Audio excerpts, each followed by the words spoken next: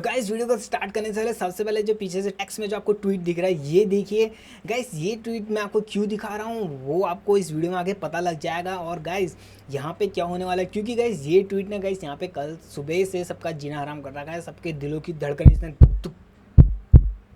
Tip tip करके यहाँ पे बढ़ा रखी है। और ये ट्वीट क्या है, किसने किया है, ये चीज़ क्या है और इससे क्या फ़र्क पड़ने वाला है और सबके दिलों में ऐसा घबराहट सी क्यों हो रही है, तो ये सारी चीज़ें मैं आपको बताने वाला हूँ। उससे पहले गाइस अगर आप चैनल पे नए हो तो चैनल को जरूर से सब्सक्राइब कर लेना और बेल आइकन को प्रेस करना मत भूलना, ताकि आप ऐसी इंपॉर्टेंट वीडियो मिस ना कर पाओ। तो गाइस ये हिंडनबर्ग रिसर्च ने यहाँ पर ये ट्वीट किया है एक्स में, और इसका क्या मतलब है और इसके बाद यहाँ पे इंडिया में बहुत सारे ऐसे उथल पुथल क्यों हो रहे हैं स्टॉक मार्केट में, सब लोगों के दिल में ऐसे घबराहट टाइप की क्यों है। तो गाइस सबसे पहले मैं आपको इस हिंडनबर्ग रिसर्च है इसके बारे में आपको यहाँ पे बता देता हूँ। देखिए गाइस ये जो है हिंडनबर्ग रिसर्च ये एक फर्म है। हिंडनबर्ग रिसर्च जो है एक अमेरिका में स्थित फर्म है जिसका हेडक्वार्टर न्यूयॉर्क में है, और इसके जो संस्थापक है वो है नाथन एंडरसन, ठीक है, जिन्होंने ये फॉर्म बनाई थी 2017 में इसका फाउंड हुआ था, इसको फाउंड किया गया था। और इनके जो यहाँ पे संस्थापक हैं नाथन एंडरसन, जो इनकी जो यहाँ पे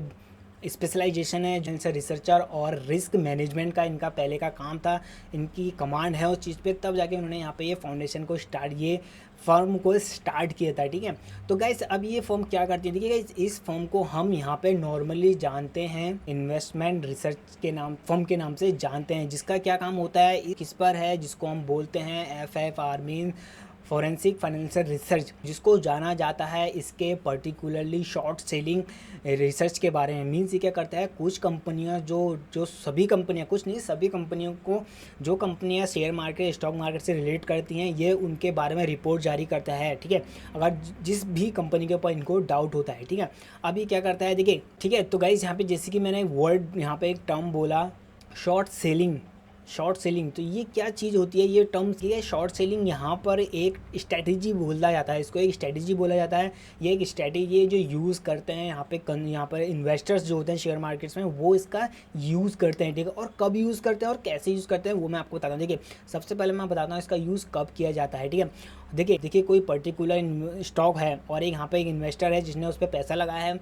जब वो उसको लगता है कि यार यहाँ पर ये जो स्टॉक है, पर्टिकुलर जो स्टॉक है, इसका जो प्राइस है एक समय के बाद यहाँ पे घटने ही वाला है। फॉर एग्जांपल मैंने किसी स्टॉक में यहाँ पे पैसे लगाए और मुझे लगता है कि यार कुछ हफ्ते बाद, 1-2 हफ्ते बाद ये डाउन होने वाला है, तब यहाँ पे वो क्या करता है, इस स्ट्रेटेजी का यूज़ करता है। और ये स्ट्रेटेजी बहुत ही ज़्यादा रिस्की होती है और हर किसी के बस की बात ये काम नहीं होता करना। तो ये कैसे काम करता है इसको मैं यहाँ पे बताता हूँ। देखिए यहाँ पे जो है ये नॉर्मली जो है 4 टर्म्स में काम करती है, ठीक है। इसके 4 स्टेप्स होते हैं। सबसे पहला स्टेप जो होता है वो होता है बोरोइंग, मीन्स उधार लेना, ठीक है। मैं अभी इसको समझा रहा हूँ, फिर लास्ट में आपको एक एग्जांपल दूंगा। सबसे पहला होता है उधार लेना, ठीक है। और एग्जांपल के लिए मैं आपको यहाँ पे बता रहा हूँ, किसी एक स्टॉक मार्केट है, यहाँ पे कोई स्टॉक है जिसका प्राइस इस वक्त यहाँ पे 100 रुपये है, ठीक है।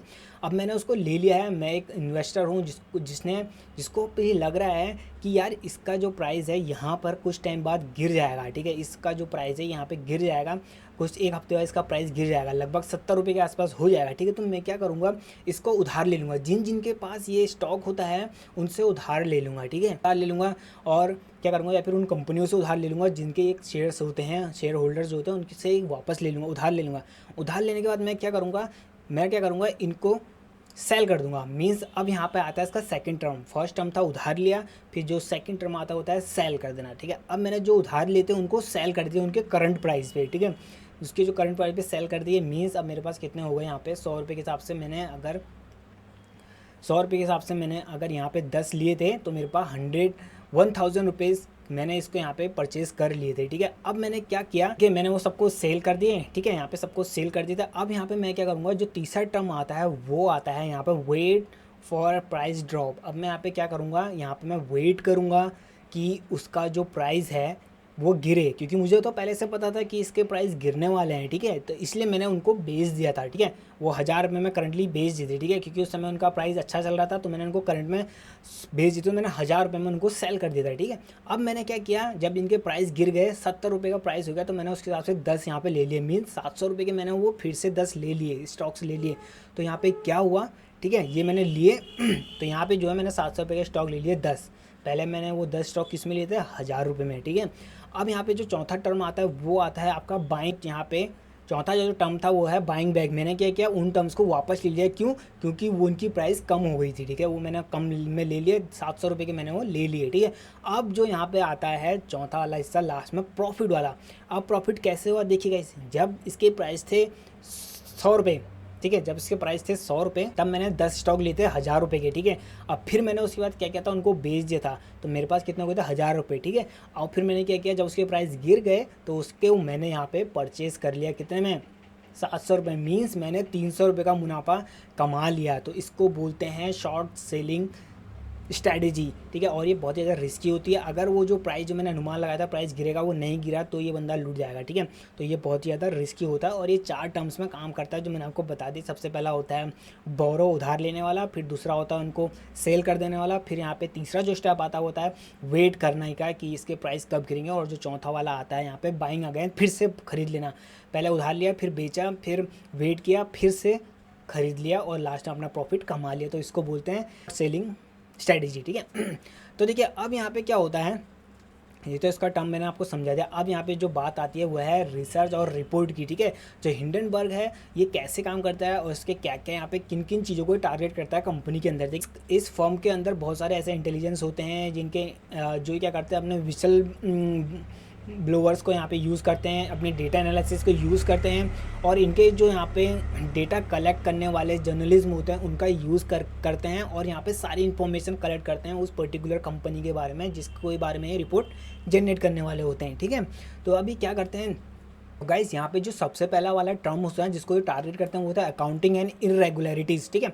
तो इसमें क्या होता है, इसमें धोखाधड़ी, हेर फेर किया होता है किसी इनके जो स्टेटमेंट्स होते हैं, वित्तीय स्टेटमेंट होते हैं, मीन जिसमें पैसों का लेन देन सारी चीज़ें, जो इनके स्टेटमेंट होते हैं उसमें धोखाधड़ी करी गई होती है इन लोगों ने। ये एक फर्स्ट चीज़ होती है उसको टारगेट करते हैं जिसको बोला जाता है अकाउंटिंग और इरेगुलरिटीज़, ठीक है। और जो इसका दूसरा वाला जो है, इनका जो पॉइंट है, दूसरा पॉइंट जिनको टारगेट करते हैं वो होता है मिसलीडिंग बिजनेस प्रैक्टिसेस। मीन्स ये क्या करते हैं, ये यहाँ पे टारगेट करते हैं जब जो इनको लगता है कि कंपनी इस हिस्से में, मीन्स अपने प्रोडक्ट्स में जो इनकी सर्विस है उनके बारे में को लेकर अपनी कस्टमर या कंज्यूमर से यहाँ पे पारदर्शिता नहीं रख रहे हैं, कुछ ना कुछ यहाँ पे झोल है, ठीक है। झूठा आरोप लगाते हैं, झूठे क्लेम करते हैं कि इनकी जो सर्विसेज है और जो इनका प्रोडक्ट है उनके बारे में बहुत अच्छे हैं, जब मेन जो चीज़ होती है कि यार इनका जो ऑफिशियली जो होता है, जो इनके जो मेन जो ट्रूथ होता है इस वाले में, ये अपने ट्रूथ को छुपाते हैं इनके सर्विसेज से रिलेटेड और इनके प्रोडक्ट से रिलेटेड, ठीक है।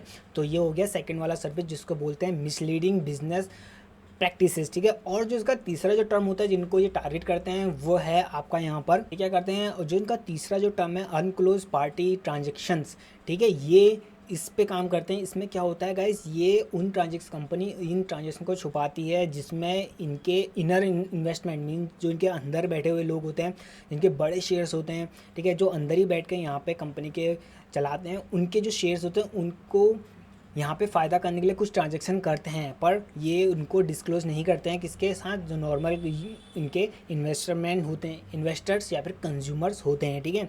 इनका यहाँ पे जो चौथा वाला स्टेप है वो है रेगुलरिटी वायोलेशन। इसमें क्या होता है गाइस, यहाँ पे आप उन नियमों को, यहाँ पे कंपनियाँ क्या करती हैं, उन नियम को इग्नोर कर देती हैं, नेगलेक्ट करती हैं, जिससे इन फ्यूचर में इनके इन्वेस्टमेंट, जो इनके इन्वेस्टर्स हैं, इनके कंज्यूमर्स हैं, उनको नुकसान होता है, ठीक है। उससे उनको कुछ नहीं होगा पर उनकी जो है इन्वेस्टर, उनको नुकसान होता है, और ये सही बात नहीं होती है क्योंकि आप यहाँ पे नियमों का उल्लंघन कर रहे हैं और उनको फॉलो नहीं कर रहे हैं, ठीक है। तो गाइस ये सारी चीज़ें थी जो मैंने आपको बताई यहाँ पे। ये जो है हिंडनबर्ग रिसर्च निकोलस कॉर्पोरेशन, ये 2020 ठीक है, 2020 में इन्होंने निकोलस कॉर्पोरेशन के ऊपर एक रिपोर्ट दी थी, जिसके बाद गाइस उसके पूरे शेयर यहाँ पे डूब गए। जिनकी जो यहाँ पर एक स्टार्टअप थी इलेक्ट्रिक वाहन करके, यहाँ पर इनका एक स्टार्टअप था, वो जिन पे इन्होंने क्लेम किया था उस कंपनी के ऊपर कि इन्होंने यहाँ पर अपने कंज्यूमर्स के साथ धोखाधड़ी करी है, ठीक है। तो उसके बाद यहाँ पे उस कंपनी के ऊपर भाई बहुत बड़ा नुकसान हुआ था, उनके शेयर मार्केट, शेयर स्टॉक्स में काफ़ी गिरावट आ गई थी। और उसी तरीके से इन्होंने 2023 में अडानी ग्रुप, जो इंडिया में अडानी ग्रुप्स हैं, उनके ऊपर भी क्लेम किया था, और उसमें भाई अडानी के बहुत शेयर्स में इतनी ज़्यादा गिरावट आई थी कि वो अभी तक यहाँ पे उसको रिक्लेम नहीं कर पाए हैं, ठीक है।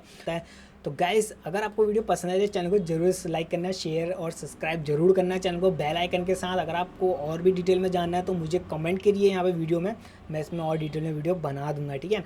तो मिलते हैं गाइस आपसे नेक्स्ट वीडियो में, तब तक के लिए जय हिंद। बाय।